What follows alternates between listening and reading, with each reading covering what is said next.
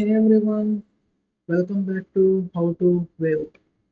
If Marvel Rivals keeps crashing or freezing on your Windows PC, here's how to fix it.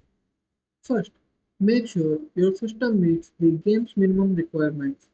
Check the specifications and update your graphics driver. If needed, use the device manager to update drivers or get the latest version from GPU manufacturer's website. Next, verify the game files, open the launcher, Stream or Epic Games, go to the library, check on Marvel Rivals and select Verify Game Files to fix corrupted or missing files.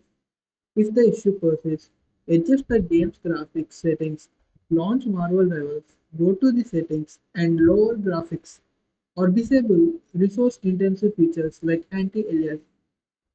Finally, check for Windows updates and ensure no background apps are consuming too much memories. Use Task Manager to close unnecessary programs. If nothing works, try reinstalling the game. Thank you for watching How to Win. Don't forget to like, share, and subscribe for more fixes.